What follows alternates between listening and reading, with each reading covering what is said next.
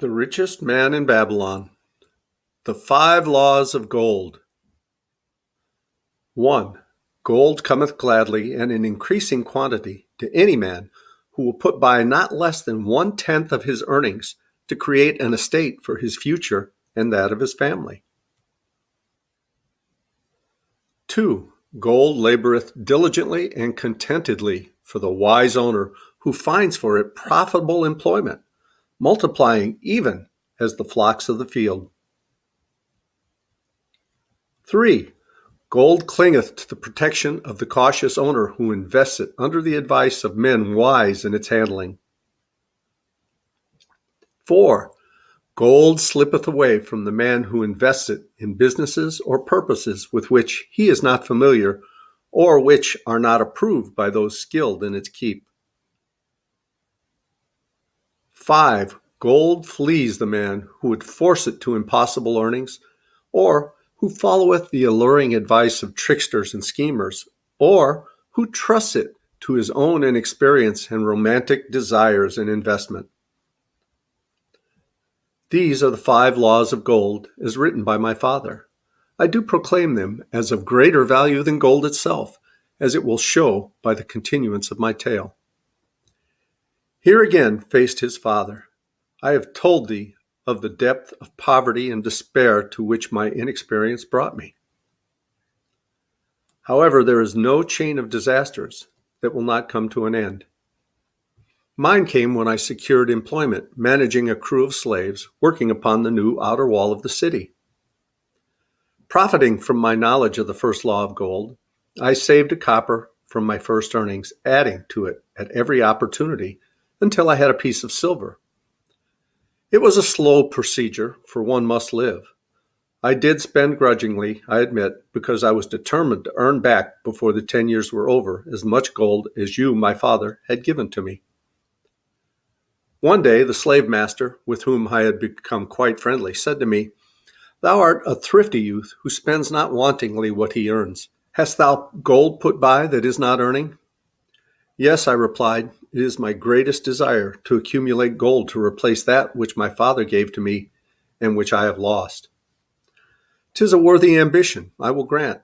And do you know that the gold which you have saved can work for you and earn much more gold?" "Alas, my experience has been bitter, for my father's gold was fled from me, and I am in much fear lest my own do the same." "If thou hast confidence in me, I will give thee a lesson in the profitable handling of gold," he replied. "Within a year, the outer wall will be complete and ready for the great gates of bronze that will be built at each entrance to protect the city from the king's enemies. In all Nineveh, there is not enough metal to make these gates, and the king has not thought to provide it. Here is my plan. A group of us will pool our gold and send a caravan to the mines of copper and tin, which are distant, and bring to Nineveh the metal for the gates. When the king says, 'Make the great gates,' we alone can supply the metal at a rich price he will pay. If the king will not buy from us, we will yet have the metal which can be sold for a fair price." In his offer, I recognized an opportunity to abide by the 3rd law and invest my savings under the guidance of wise men. Nor was I disappointed. Our pool was a success, and my small store of gold was greatly increased by the transaction. In due time, I was accepted as a member of this same group in other ventures. They were men wise in the profitable handling of gold. They talked over each plan presented with great care before entering upon it. They would take no chance on losing their principal or tying it up in unprofitable investments from which their gold could not be recovered. Such foolish things as the racehorse and the partnership to which I had entered with my inexperience would have had scant consideration with them. They would have immediately pointed out their weaknesses. Through my association with these men, I learned to safely invest gold to bring profitable returns. As the years went on, my treasure increased more and more rapidly. I not only made back as much as I lost, but much more.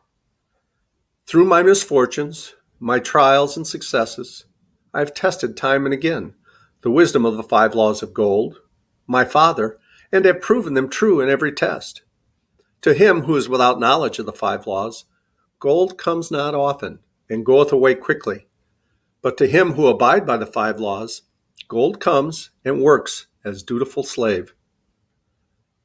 Nomasar ceased speaking and motioned to a slave in the back of the room.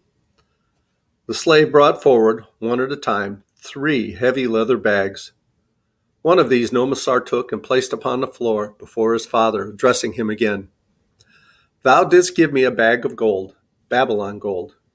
Behold, in its place I do return to thee a bag of Nineveh gold of equal weight, an equal exchange, as all will agree. Thou didst give to me a clay tablet inscribed with wisdom. Behold, in its stead I do return 2 bags of gold. So saying, he took from the slave the other 2 bags, and likewise placed them upon the floor before his father. This I do to prove to thee, my father, of how much greater value I consider thy wisdom than thy gold. Yet who can measure in bags of gold the value of wisdom? Without wisdom, gold is quickly lost by those who have it. But with wisdom, gold can be secured by those who have it not, as these 3 bags of gold do prove. It does indeed give to me the deepest satisfaction, my father, to stand before thee and say that because of thy wisdom, I have been able to become rich and respected before men. The father placed his hand fondly upon the head of Nomasar.